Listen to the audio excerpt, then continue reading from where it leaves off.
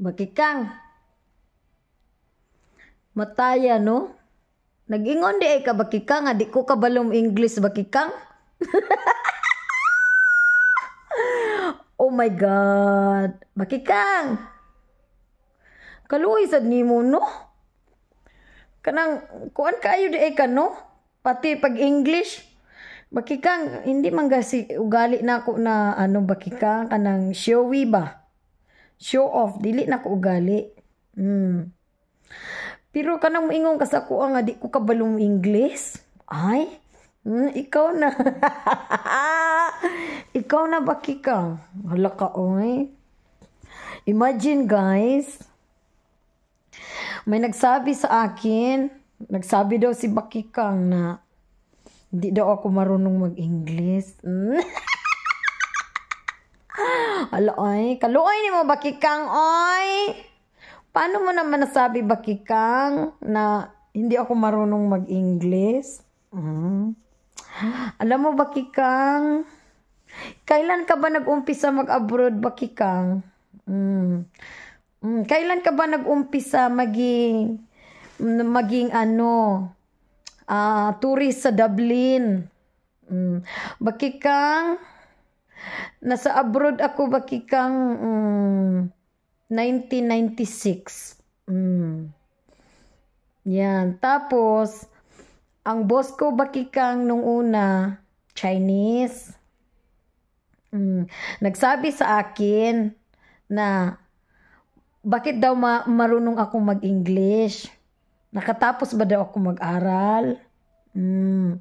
Tapos bakikang, lumipat ako ng trabaho sa school, tawag niyan, yung Montessori. English din, bakikang. Tapos lumipat naman ako sa bakikang, private. Kaya naging driver nanny ako sa private. Tapos, English din yun, bakikang. Tapos nung dumating ako sa Ireland, bakikang, ang sabi sa akin nung pina-duty ako sa nursing home, have you been to America? Sabi ko, hindi. Bakit? Because your English is fluent. Your English is American accent.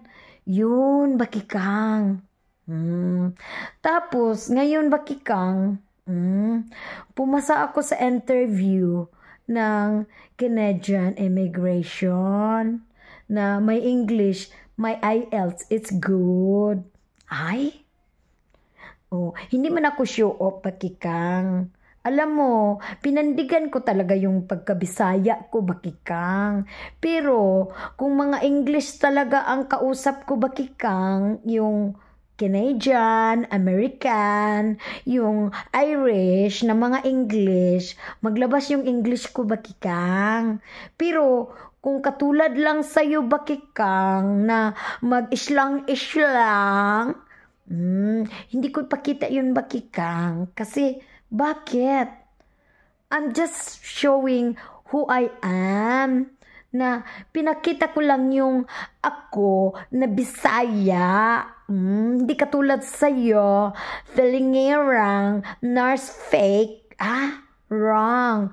Fake nurse. Fake engineer husband, fake condo in Manila Zoo, fake house in Cebu Zoo, fake house here in Dublin. Ay, puro fake sa'yo. Kaya, huwag ka manghusga at mangmaliit sa akin, bakikang. Kasi, kung talent ang pag-uusapan natin, bakikang, walay kang talent. Yung talent mo, ang gitera, yun ang talent mo. Ay, naya naman ako sa'yo. Magaling ka pala mag-English, no? Umuwi ka sa inyo, yung mga kausap mo, mga pinsan mo, yung binurol ang tatay mong rapes. English ka na? Ikaw talaga ang showy. Ako, hindi bakikang. Hindi pa ako pumalpak ng English, bakikang. Ay, kapal naman ang mukha mo. Hiyang-hiya naman ako sa iyo, no? Magsabi ka sa akin na hindi ako marunong mag-Ingles. Bakikang. Nung nasa high school ako, bakikang, I was best and major in economics. Kasi ako lang nagre-recite sa school namin pag magdating sa summary. Hay? Hala ka, ay, ikaw na talaga ang matalino sa balat ng lupa. Ay, hiyang-hiya talaga ako sa bakikang. Ay, di ko maintindihan. Ano talagang inggit mo sa akin, bakikang? Ako marunong mag-drive, ako chef, ako nag-work ng bilang artista kasama ng mga Hollywood star. Ako nagta-taxi driver. Ako nagnanani. Hindi ako naghuhugas ng ng puwit ng matanda. Nagpupunas ako ng puwit ng bata. Oo. Tsaka bakikang, nagtututor ako ng bata. Nagtuturo ako ng swimming sa bata. Ikaw, anong alam mo, bakikang? Ew, ew, ew, ew, ew. Ew. Good luck sa English mo, bakikang islang.